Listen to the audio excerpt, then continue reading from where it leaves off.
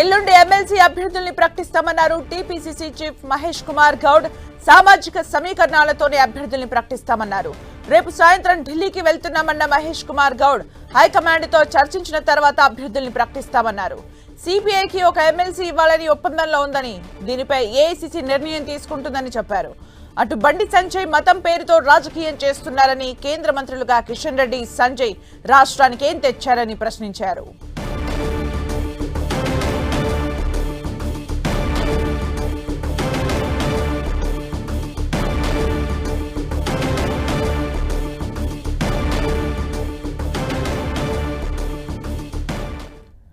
దీనికి సంబంధించి PCC chief Mahesh Kumar Goud తో మా ప్రతినిధి Pratap face to face.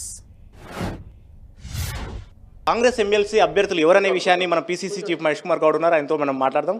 Sir చెప్పండి, అంటే 2-3 రోజులలోనే ఎమ్మెల్సీకి సంబంధించిన నామినేషన్ల గడువు ముగియబోతుంది. కాంగ్రెస్ పార్టీ అభ్యర్థులు ఎవరంటే ఏం చెప్తారు?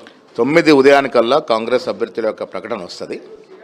అన్ని సమీకరణలు, కులం సమీకరణ, దాంతోపాటు పార్టీలో వారికి ఉన్నటువంటి సీనియారిటీ, వారు పార్టీకి చేసిన సేవలు, ప్రాంతం, ఇవన్నీ కూడా క్రోడీకరించి దాని మీద సమీక్ష చేస్తూ ఉంది ఏఐసీసీ.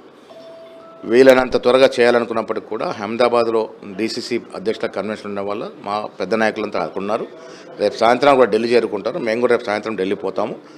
వీటన్నిటి మీదుగా చర్చించి 9 ఉదయానికల్లా అభ్యర్థి ప్రకటన ఉంటుంది. ఎట్లా ఉంటుంది సార్ ఈసారి? అంటే మీకు దాదాపు అంటే మెజారిటీ స్థానాలు దక్కబోతున్నాయి, 4 స్థానాలు దక్కబోతున్నాయి. కాబట్టి 4 స్థానాల విషయానికి సంబంధించి కాంగ్రెస్ పార్టీ సామాజిక సమీకరణాల ప్రకారంగా ఏ విధంగా ఉండబోతుంది? మరోవైపు మిత్రపక్షాలు కూడా అడుగుతున్నట్టుగా ఉంది సమాచారం. అంటే సిపిఐ వాళ్ళు కూడా వచ్చి స్వయంగా మీకే వినతి పత్రం ఇచ్చారు. సిపిఐ విషయంలో ఏఐసీసీ నిర్ణయం తీసుకుంటుంది.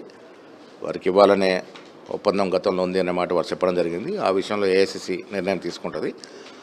మిగతా ఎవరైతే ఇప్పటివరకు కూడా సామాజిక వర్గాలకు న్యాయం జరగలేదో ఆ దశకు ముఖ్యమంత్రి గారు కానీ, నేను కానీ, డిప్యూటీ ముఖ్యమంత్రి గారు ఉత్తమ్ కుమార్ రెడ్డి గారు కానీ, మా మీనాక్షి నటనతో పాటు ఆ దశగా ఆలోచిస్తూ ఉన్నాం. వీలైనంత వరకు పాత వాళ్ళకి, ఎన్నో ఏళ్ల తరబడి పార్టీ కోసం కష్టపడుతున్న వారికి ఇవ్వాలనే ఉద్దేశంలో ఉన్నాం.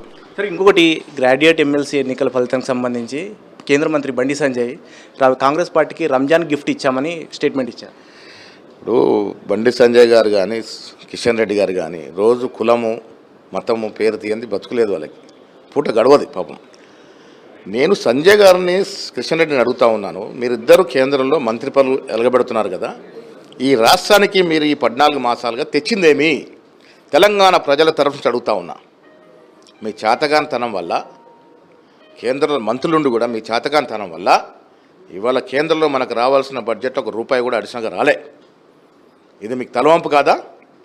కేంద్రంలో ప్రభుత్వం ఉంది. ఏ ఒక్క రోజన్నా పోయి మోడీ గారిని, మా తెలంగాణ రాష్ట్రం కొత్త రాష్ట్రము, అన్ని రకాల అభివృద్ధి చెందాల్సిన అవసరం ఉన్నది, మాకు తెలంగాణ ప్రజలు ఓటేసాము, ఎంపీలైనాము, మంత్రులైనాము, ఇది మా బాధ్యత, మాకు ఇవి ఇవ్వండి అని అడిగిన పాపన పోయినారా? ఏం ముఖం పెట్టుకొని ఇంకా మాట్లాడతారు? మోడీ కరీంనగర్ ప్రజలకు కృతజ్ఞతలు తెలిపారు బీజేపీని గెలిపించినందుకు. మోడీ ప్రధానమంత్రి కృతజ్ఞత అంతా కూడా ఒక నాటకంలాగా నడిపిస్తారు బీజేపీ వాళ్ళు. ఎమ్మెల్సీ ఎన్నికల్లో బీఆర్ఎస్ పార్టీ లోపాయకారిగా ఒప్పందంతో భాగంగా మీకు సపోర్ట్ చేసిందా లేదా? ఎన్నికలు నిలబల చేతగాక దొంగచాటున బీజేపీ అభ్యర్థులందరూ కూడా సహకారం చేశారు. బీఆర్ఎస్ వాళ్ళు ఇద్దరు కలిసే ఉన్నారు. దానికి తోడు విచ్చలవిడిగా డబ్బు పెట్టారు. దానికి తోడు క్రికెట్ మ్యాచ్ని, మతాన్ని, కులాన్ని అసలు నానా రచ్చ చేసి, నానా దిగజారి ఎన్నికలు గెలిచినారు. మేము నైతికంగా ఓడిపోలే. మాకు పడ్డ ఓట్లు అయితే చెల్లలేదో దాదాపు 24,000 ఉన్నాయి. నైతికంగా మేము గెలిచాం. చిన్న మెజార్టీతో గెలిస్తే ఇది నైతిక విజయం కాదు.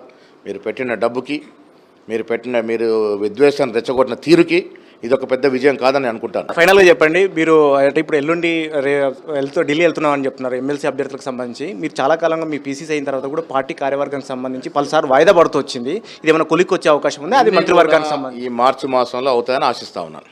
ఎట్లా ఏ విధంగా ఉండబోతుంది సార్? అంటే నిన్న కొంతమంది ఏసీసీ ఇన్ఛార్జీలు కూడా వాళ్ళని కొంతమంది ఇంటర్వ్యూ కూడా పిలిచారు. పార్టీ కూర్పులో కూడా సీనియర్లకి, ఏళ్ల తరబడి పార్టీ కోసం పనిచేసిన వారికి, అందులోనూ ఎస్సీ, ఎస్టీ, బీసీ, మైనారిటీలకి అధిక శాతం పదవులు వస్తాయి.